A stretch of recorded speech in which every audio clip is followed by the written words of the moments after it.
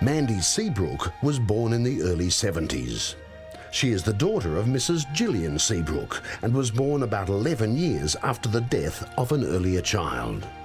She was given the same name as the daughter that had died. Then, without ever having been told of the existence of the first child, at the age of 2.5, Mandy told her mother that she was the reincarnation of her dead sister. She just came running in and she says, "Why did you cry when I died?" Well, I dropped knife on the floor, he nearly dropped chip pan, and it was just one of them things that you sort of freeze. As I said, you just can't tell anybody exactly how you feel. You just sort of root it to the spot and that's it. From almost the time she began to talk, Mandy showed an inexplicable knowledge of the previous girl's life.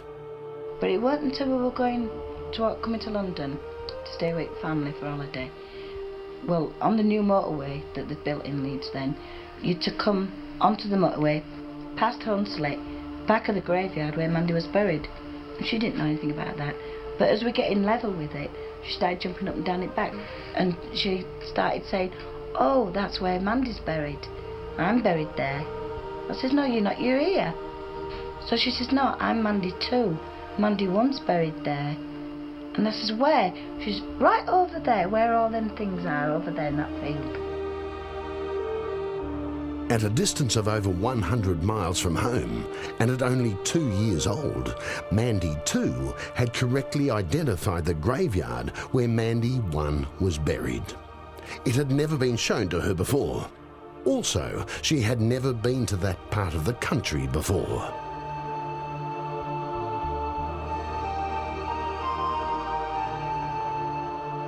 We're coming past the churchyard again. "Oh, look," she says, "we're there again." I says, "Where?" She says, "Where I'm buried." 2 months later, Mr. and Mrs. Seabrook decided to test Mandy's recall. Coming back by a different route, they took Mandy to the graveyard and, in order to know the truth of what Mandy was telling them, asked her to show them where the first Mandy was buried. The recognition of the graveyard might be coincidental, but a knowledge of the actual grave could not be. She ran straight to the grave. Now, there was no tombstone and there was only a number, yet she ran, and there was a lot more graves there than there was when first Mandy died. She went straight to it. Well, that did it with me. I just broke down and cried. I couldn't go there no more. Without prompting, she continued with consistently accurate recall of the life of Mandy 1. I phoned Doctor up and I said, "I think I'm going daft." He says, "Why?" I says, "Well, Mandy started saying that she's from another life." Mandy too knew of incidents only Gillian and the deceased girl could know about, and from time to time told her mother about them. On one occasion, Mandy claimed to remember an incident her mother believed was wrong. Relatives, unbeknown to the mother, had placed a ball in the coffin with the body of the child.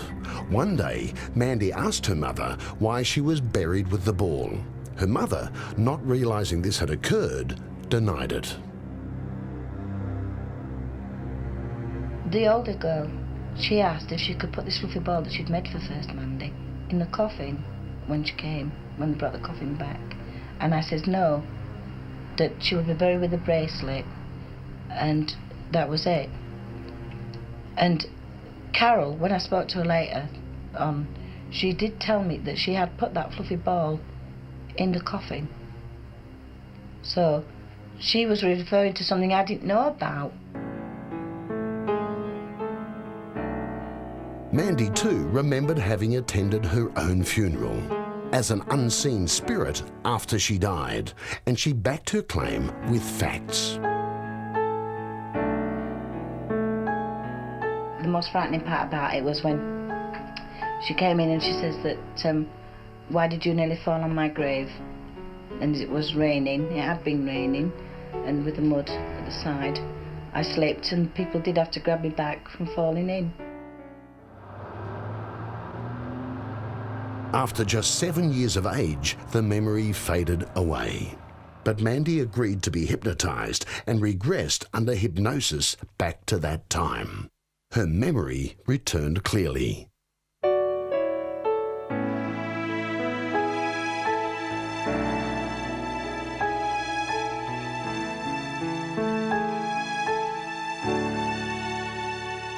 If after you died you saw your own funeral, the period of your funeral, you move to that time, and I want you to tell me what you see. It's a little white box. It's very pretty. It's been put into the ground. Looks all wet.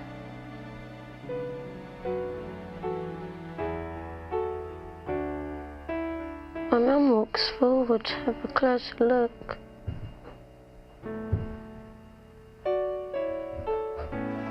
She's slipping.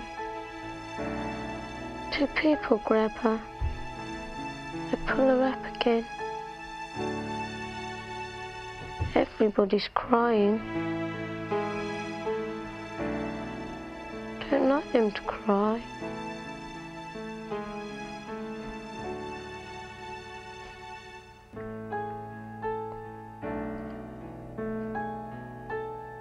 I wasn't sent down at the right time.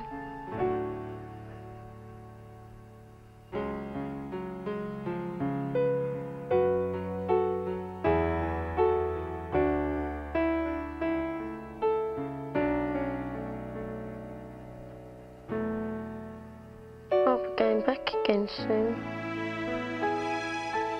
To the same person. The man isn't the same though. He's a different man. Over the years, Peter Ramster has received many letters from parents whose children spontaneously talk about their past life memories. These memories are not restricted to a select group of youngsters, but are widespread across the world. The same was to be found by English author Mary Harrison. And I put a letter into some of the magazines here saying, did any mothers have unusual experiences with young children?